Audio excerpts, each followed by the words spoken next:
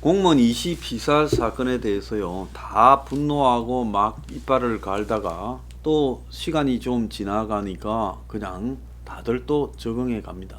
우리가요, 절대로 이제 그렇게 가서는 이 나라가 희망이 없다는 겁니다. 다들 분노했으면요, 해결할 방도는 없더라도 분노의 깊이는 똑같이 갖고 가야 되는 거예요. 근데 언론에서 기사가 나오면 분노하고 언론에서 사라지면 분노도 사라져요. 그러면 어떻게 되겠습니까? 언론이 우리 마음을 좌지우지하고 우리는 언론의 노예가 되는 거 아니겠어요? 우리 생각이나 마음이나 분노나 이런 것들이 언론에서 있다 하면 있는 거고 없다 하면 없어지는 게 되잖아요. 그래서 이런 문제에서 우리가 절대로 끈을 놔서는 안 된다. 분노는 계속돼야 된다는 겁니다. 그리고 이 공무원 이시 사건이 문 정권이 지금 미국에서 벌이고 있는 일들, 전시작전권이나 또 뭡니까, 종전선언 이런 걸 해보려고 미국에 당연히 지불해야 될 주한미군 주둔 분담금을 하지 않고 지금까지 끌고 있으면서 그 돈을 가지고 흔들면서 미국에다가 종전선언이나 전시작전권 이양 이런 거하고 바꿔치기 하려고 하니까 미국이 지금 화가 나서 어떻게 했습니까? 한미 성명에 주한미군 유지를 뺐어요. 이와 이게 좀 이따가 하겠습니다만은 이런 식의 자기들이 북한하고의 관계에서 북한의 먹잇감들을 갖다가 상납하기 위해서 뭔가를 물밑에서 추진하는데 갑자기 공무원 한 명이 배에서 떨어져서 북한 해역으로 흘러 들어가가 포착이 됐어요. 그런데 여기서 제가 뭐라고 했습니까? 감청 부대 777 부대에 있었다는 분의 정언을 통해서 북한군 배와 이렇게 얼마든지 교신을 할 수 있다. 북한군 배에서 하는 통신을 우리도 다 듣고 또 우리도 북한군 배와 일정한 영역 안에는 국제 주파수로 다 대화가 가능하다. 그래서 백길이 쓰는 그런 주파수가 있다. 그런데 어떻게 그런 부분에 대해서 북한에 연락을 하지 않았는지 의문이다 하고 지난번에 제가 그 이야기를 폭로했잖아요. 그런데 아니나 다를까 공무원이 실종된 날 북한이 우리 쪽에 경고 방송을 했다는 겁니다. 경고 통신을 했다는 거예요. 그 뭔 말이냐 하면 우리 쪽이 그 NLL 주변으로 그 사람 사라진 공무원 이시를 갖다가 수배한다고 찾고 다니니까 북한군이 갑자기 한국 배가 늘어나서 그 근처를 찾고 다니니 영해를 침범하지 말라고 경고 통신을 수차례 했다는 겁니다. 언제? 실종된 당일날 9월 21일날. 그러니까 1시쯤에 해경에 신고되어서 그날 오후에 수색하는 배들이 좀 있었을 거 아니에요? 북한군이 경고 방송했다는 겁니다. 그런데 왜 북한군이 6시간 동안 잡아놓고 또 총을 쏘라는 지시가 내려오고 쏘고 태우고 할 동안에 그런 부분들을 손을 쓰지 않고 있었냐 하니까 북한군하고 연락하는 통신망이 있을 거 아니냐. 그러니까 그런 남북 간의 통신망이 전부 끊겨서 수색이나 구조에 협조해 달라는 요청을 하지 못했다 했죠. 이런 통신망이 있었다라고 말을 하게 되면 자기들이 북한에다가 야, 그 우리 한 명 넘어가서 좀 한국으로 보내주라 이렇게 했을 거 아니에요. 그러면 북한군이 그래 뭐 보내준다든지 아니면 야 못 보내 한다든지 뭐 말이 왔다 갔다 할 거 아닙니까? 그러면 우리가 명확하게 정부가 이 건을 해결하기 위해 노력했다라는 증거도 확보하는 거니까 정권으로서는 나쁘지가 않은데 이걸 안 했다라는 거는 이게 정말로 이해가지 않는 의도적인 뭔가가 있었다는 거 아니겠어요? 그런데 한국이 북한 보고 누구 찾으니까 그쪽으로 내려가면 어떻게 좀 신경 써줘라는 말을 먼저 했어야 되는데 북한군이 너들 왜 그래? 왜 갑자기 몰려와서 지랄이야 넘어오지 마 이렇게 했다는 거 아닙니까? 그래서 문가리조차도 지난 9월 28일 날 이번 사건의 가장 아쉬운 거는 남북 간의 군사 통신선이 막혀있다 이랬어요.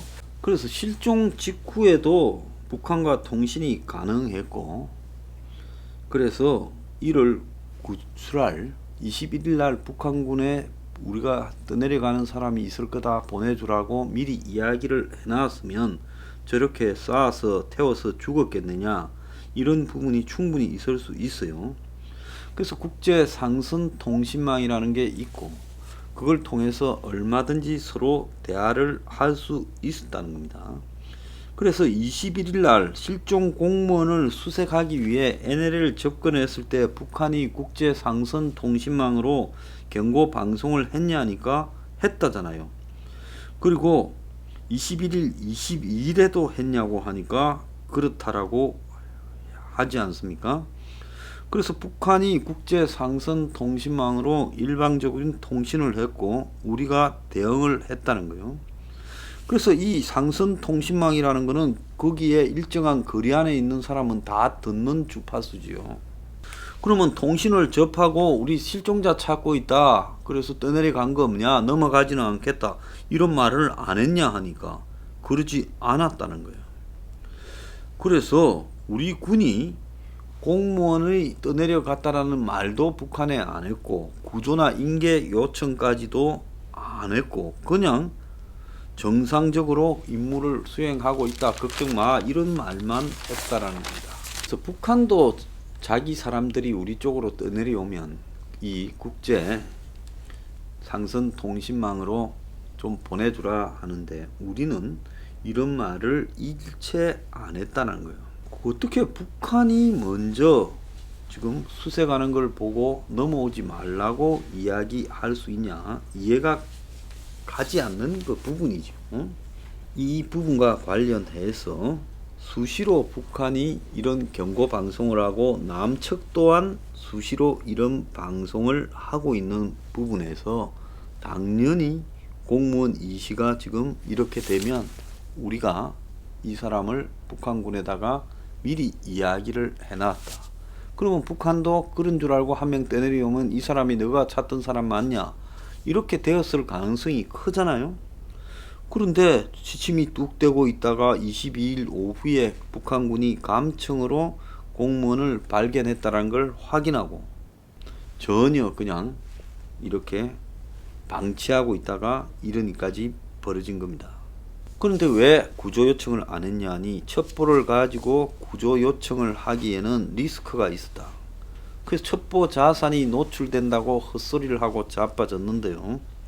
서로가 다 도청하는지 알고 감청하는지 알고 있는 상황에서 그런 내용 정도 이야기한다고 첩보 자산이 노출된다?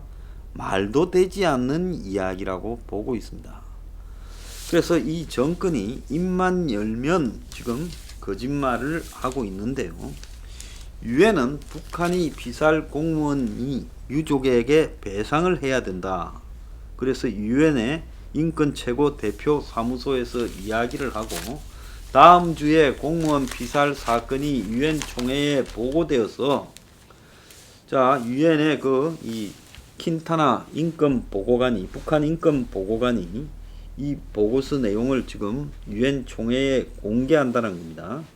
북한이 민간인을 사살한 것은 국제인권법에 위반한 일이다. 그래서 이 내용이 잘하면 12월 북한 인권법 결의안에 포함될 수도 있다는 겁니다. 자, 그런데 세월호식으로 이야기를 하면 그날 한국군과 또 그걸 보고받았을 NSC, 물론 자기들은 보고를 했다 안 했다 뭐 속이고 있지만은 나중에 정황이 다 나올 거라고 봐요. 그래서 군이 청와대 지시를 받고 북한군의 지금 사살과 방화를 방조했을 가능성이 저는 매우 높다고 보고 있습니다. 지금처럼 대한민국 군대가 이 문가리 정권의 완전 쫄병이 되어가 꼼짝도 못하는 상황이잖아요. 지난번에 북한에서 넘어온 사람 둘이를 붙잡아 가지고 살인범이라고 포획해서 눈 가려가 내보낼 때 국방부 장관도 국회에서 알았잖아요. 그래서 JSA 대대장이 그거 했잖아요. 그러니까 군도 자기들 내부에 청와대하고 라인해서 지시를 받고 위계 질서도 없어진 지 오래됐다는 겁니다. 그런데 군이 지금 그날 그 벌어지고 있는 6시간 반에 이 방치 상황 동안에 표류하는 방치 상황 동안에 그걸 청와대에 보고하고 지시를 안 받았다? 그걸 믿을 수 있겠어요? 나중에 구출 안 했다고 만약에 군의 책임 추궁을 하면 어떻게 할 건데요? 당연히 보고를 했고 청와대에서 놔둬라고 했으니까 군이 그냥 지켜보고 있었던 겁니다. 그리고 이제 사살되고 불타니까 북한의 방역 처리로 몰고 이 사람을 월북자로 몰아야 이 문제가 북한하고 지금 뒷거래하거나 또 군이 방치한 부분에서 정권이 듣고도 아무 지시도 안 한 부분에서 빠져나갈 수 있다고 보고 그렇게 방향을 뒤늦게 돌리려는 거죠. 자, 이렇게 보면 이 사건은 매우 심각한 사건으로 지금 가고 있다라고 제가 보는데요. 이 부분을 지금 국가가 월북 공작을 자신들이 저지른 이 대북 관련 어떤 쇼를 갖다가 방해할까봐 한 명의 민간인을 외면하고 방치했고 구출하지 말라고 했고 적극적으로 구출하지 말라고 했다고 봅니다. 그러고는 그 민간인이 사살되고 불태워지자 이제 북한을 두둔하고 민간인을 매도하는 월북 공작을 만들어냈다. 지금 이게 핵심이지 않겠습니까? 자, 그러면 이 월북 공작은 국가가 한 개인의 지금 그의 또 가족과 이 모든 것을 다 짓밟아 버리는 일종의 인권 말살행위예요. 그렇지 않습니까? 그 자녀 문가리에게 편지를 보내서 문가리가 하나만한 답변을 한 그 아들 어떻게 살아요? 딸은 어떻게 살아요? 앞으로 형님은 어떻게 살아요? 월북 하려다가 총 맞아 죽은 등신 가족이다. 예? 한국에서 뭔가 빚도 있고 문제가 있어서 북한으로 월북을 했다. 공무원이 살 수가 없는 거지요. 자, 그래서 월북으로 결론을 정해놓고 모든 차에 가서 썰리파 놓으니 월북 썰리파다. 구명정이 몇 개인 줄도 모르면서 구명정 저거 입고 간 게 월북 증거다. 부유물에 있어서 지금 튜브라는 증거가 쑥 들어갔잖아요. 처음에 튜브라고 신문에 나왔잖아요. 그러다가 몸을 반쯤 얹을 수 있는 부유물이라니 그게 튜브겠습니까? 불태운 게 아니지요. 자, 그것도 지금 다 뻥이 됐습니다. 그러고는 이제 마지막으로 군이 감청한 자료가 있다 이렇게 말하는데 군은 저 감청한 자료 때문에 내가 볼 때 합참의장이나 국방부 장관 나중에 깜빵 갈 수 있어요. 대북 첩보 보안 운운하고 자빠졌는데 이게 공개 안 될 거라고 봅니까? 언젠가는 이제 마지막 남은 월북 단정 근거가 감청 자료밖에 없는데 그 감청 자료에 공무원이 이야기한 내용이 담긴 것도 아니고 북한군끼리 주고받은 통신을 감청한 건데 거기에 월북 의사를 밝혔다? 그 까라고 하잖아요. 가족이 까라고 국방부 찾아갔잖아요. 왜 못 가요? 가족한테만 들려주면 될 거 아니에요. 가족이 그걸 본다고 듣는다고 무슨 놈의 국가 안보나 기밀이 누설될 일이 있습니까? 그래서 처음에는 단순 실종 사건을 이게 버닝썬 사건처럼 버닝썬 사건도 단순 폭행 사건이 그 안에가 복마전이다 보니까 그걸 덮으려고 오버하다가 이 버닝썬 사건이 일단은 막아놨지만 나중에 폭탄으로 터질 가능성이 저는 있다고 봐요. 마찬가지로 이 사건도 단순 실종 사건을 그냥 구출해달라고 북한에 오픈했으면 될 건데 저것끼리 지금 그때 주변에 북한하고 국민은 모르는 뭔가를 갖다가 하려 하다가 그것 때문에 신경이 쓰여서 이 사건을 방치하다가 이제 사살하는 사태가 벌어지자 월북가 이런 식으로 매도하다가 지금 이까지 와버린 거예요. 이걸 방치하고 사살에 이르게 한 것도 엄청난 죄예요. 이거는 한마디로 공무원이 적극적으로 구출 의무를 수행해야 되는데 그렇게 해야 될 일을 하지 않았다는 겁니다. 국가가 공무원으로서 해야 될 이 헌법과 법률에 주어진 의무를 기피했다는 거예요. 알면서 하지 않았다. 자, 이건 소극적인 의미라고 보면요. 적극적으로는 이제 매도 단정 공작을 벌였다는 겁니다. 그래서 청에서 월북, 그래서 군에서 월북, 해경에도 월북, 해수부에도 월북. 자, 이렇게 월북으로 이렇게 하라고 쭉 내려갔을 건데 이게 감추어질 거라고 생각합니까? 나는 양심 선언이 터질 거라고 봅니다. 구출하지 않은 죄와 구출하지 않고 방치한 죄와 월북으로 매도한 적극적인 죄, 이 두 가지가요 얼마나 큰 죄라고 보십니까? 이거 난 세월호보다 더 큰 죄라고 보고 있습니다. 세월호에서 적극적으로 구하지 못한 죄, 그리고 그날 시간을 끌고 엉뚱한 일을 한 죄를 물은 거 아니에요. 그럼 세월호보다 이 공무원 이시에 대한 일종의 그 월북 매도와 그리고 방치, 사살되게 한 죄가 훨씬 크지 않냐는 겁니다. 그래서 이 사건은 이제 초 단위로 따져서 어떤 지시가 내려갔고 누가 뭔 지시를 받고 그렇게 했는지를 일지로 만들었어요. 그래서 반드시 내버려둬라, 북한에 이야기하지 마라라는 것이 첫날부터 지시가 내려와 있었던 거예요.